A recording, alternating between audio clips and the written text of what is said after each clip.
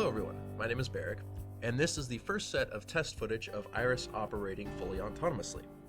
I say set because this video is actually broken up into 3 parts. The first part is IRIS operating with no prior information about the game environment. It goes into it blind and has to learn everything on its own. The second part is where I take control of the game and IRIS watches, and I play through the first 3 levels. And then the third part is, again, IRIS starting over from scratch, but using the information, that little training that I did, as a basis and working its way from there. So let's begin. This is IRIS operating fully autonomously with no information about the game world. It doesn't know how to move, it doesn't know how to interact with objects, it doesn't know what those interactions will be. All that it gets for inputs are the simplified pixels that you see on the right side of the screen. And all that it has for outputs are up, down, left, right, and wait. And you can see that by exploring these actions and observing the results, it's beginning to develop an understanding of how the game works. The goal of the game is to collect all of the batteries.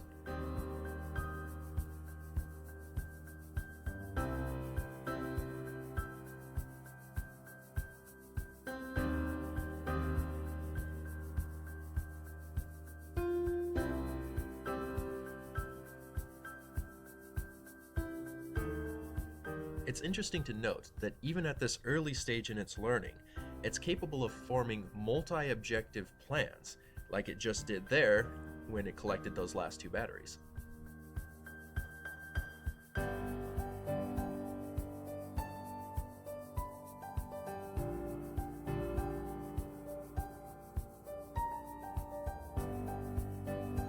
It's also important to note that its objectives are not predefined. It's coming up with what it wants to do next entirely on its own.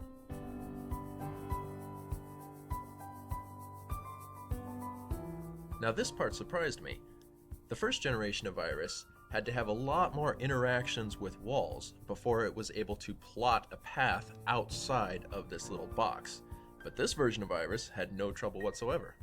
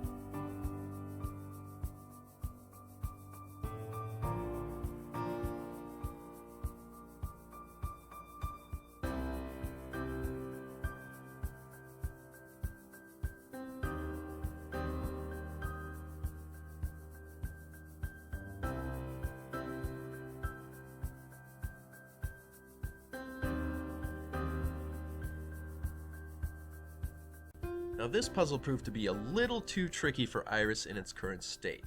There's still a core component of its mind that's missing, and that is the ability to challenge beliefs that it has developed through observations. For example, that horizontal line of one-way up arrows has prevented IRIS from moving down through them every time that it has attempted it. Because of this, it also assumes that the one arrow that is pointing to the right will also prevent it from going down, even though in actuality it will be able to move right through it. Because of that error in belief, IRIS is incapable of plotting a path down through that arrow and over to the battery. However, even with that limitation, IRIS would eventually be able to figure out this level, and that's because every now and then IRIS performs a random action, and it is possible that IRIS could be in the right place and perform the right action to be able to move through that arrow and adjust its belief system accordingly. But instead of just waiting around for that to happen, I decided to move on with the next test. In this part of the video, IRIS is again a clean slate. However, this time I'm playing the game, and IRIS is observing. I wanted to see how a very small set of training data would affect IRIS's actions. You'll notice that the way that I'm playing is good gameplay, but bad training data. I'm moving directly for the objectives, I'm doing very minimal interactions, and not once do I ever touch one of the walls. Now let's give IRIS back the controls, but this time with the foundation of my gameplay to work from.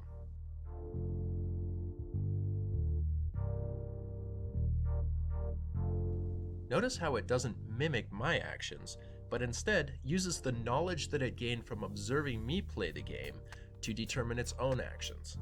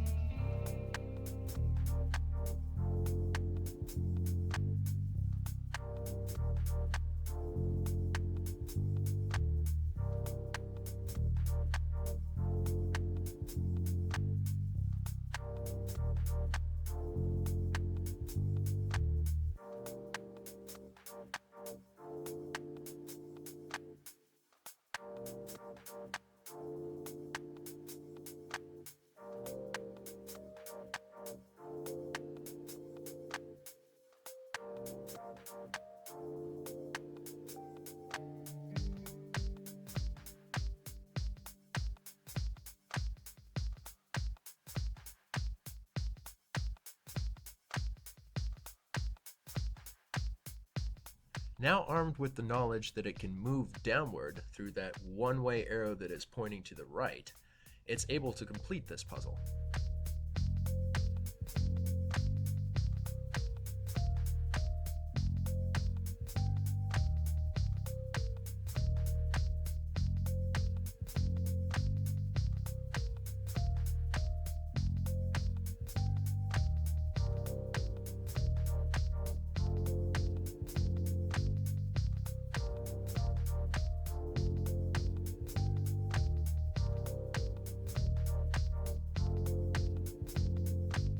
Unfortunately, this puzzle did not quite port correctly from the first version of AIRIS, so the challenge has been significantly reduced.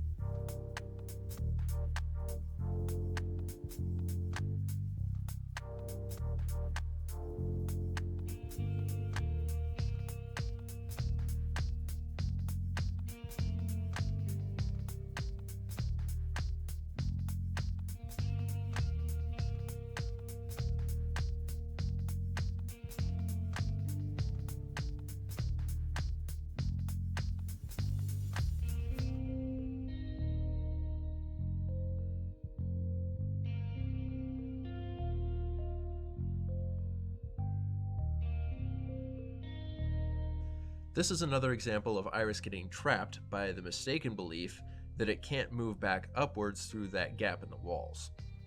However, this time it got lucky. It made the right random move in the right place to break through its incorrect belief.